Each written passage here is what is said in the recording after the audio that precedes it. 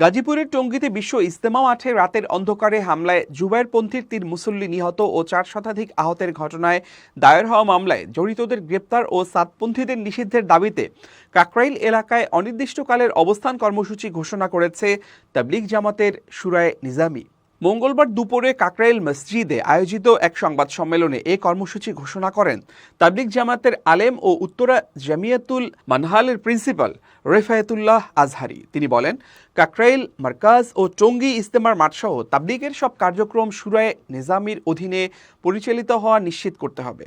এসব দাবি বাস্তবায়নে আগামী বৃহস্পতিবার সকাল থেকে অনির্দিষ্টকালের জন্য কাকরাইল ও তার আশপাশের এলাকায় অবস্থান কর্মসূচি পালন করা হবে। এই কর্মসূচি শান্তিপূর্ণভাবে আয়োজন করা হবে। তিনি বলেন, 2018 সালের 1 ডিসেম্বর সাতপন্থীরা একই কায়দায় একতরফা আক্রমণ চালিয়ে প্রায় 5,000-এর মতো তাবলিগ জামাতের সাথী ও ছাত্র শিক্ষকদের রক্তাক্ত করেন।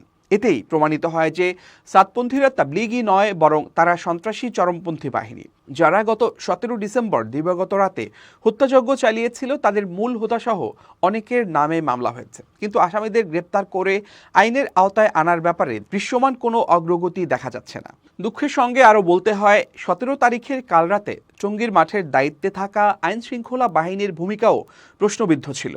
অবস্থার দৃষ্টিতে মনে হচ্ছে ফ্যাসিস্ট আওয়ামী লীগ সরকার ও তাদের দোসররা যোগসাজশ করে সাতপন্থীদের মাধ্যমে দেশকে অস্থিতিশীল করার একটি নীল নকশা করেছিল। তাদের এই নীল নকশা বাস্তবায়নে পার্শ্ববর্তী একটি দেশ ও ইসরায়েলের প্রত্যক্ষ মদদ রয়েছে।